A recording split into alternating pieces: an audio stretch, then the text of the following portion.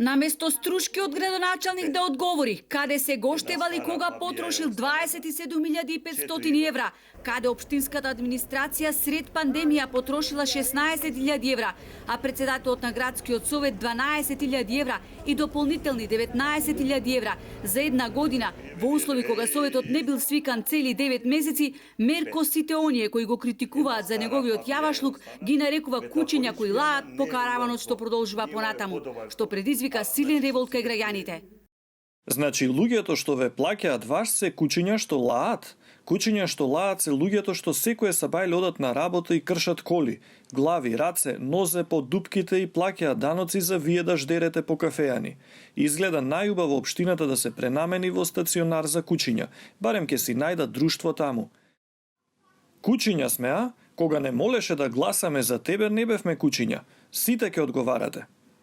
Згора на се, министерот за внатрешни работи Оливер Спасовски вчера бил во официјална посета на Струга, при што одржал и работен состанок со градоначалникот Мерко. На прашањето зошто медиумите не беа информирани, од општина Струга велат затоа што активноста беше организирана од страна на МВР.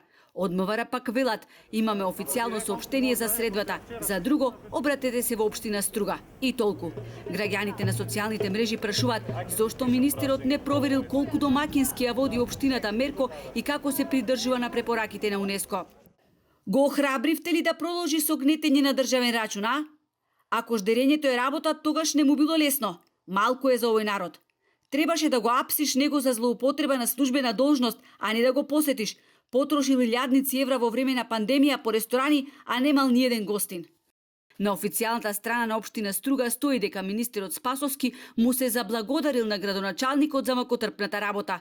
Првиот полицаец пак напишал дека на средбата ја потенцирале добрата соработка меѓу локалната самоуправа и полицијата и начините како таа да се продлабочи во интерес на граѓаните на Струга.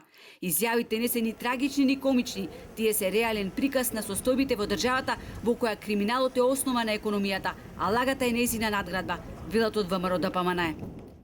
Знаеме дека политичкиот дискурс е зачинет со куртоазија, но никој не очекуваше дека министерот Спасовски, штом не се огради од јавашлукот на градоначалникот, како макотрпна работа на градоначалникот ќе го третира и трошењето на репрезентација од 77.729 евра и возење во скап автомобил. Стружани со право се прашуваат да не е случајно репрезентацијата на министерот поголема од градоначалникот и на какви ли макотрпни маки е изложен Спасовски при возењето во неговиот скап автомобил и трошењето на толку големата репрезентација.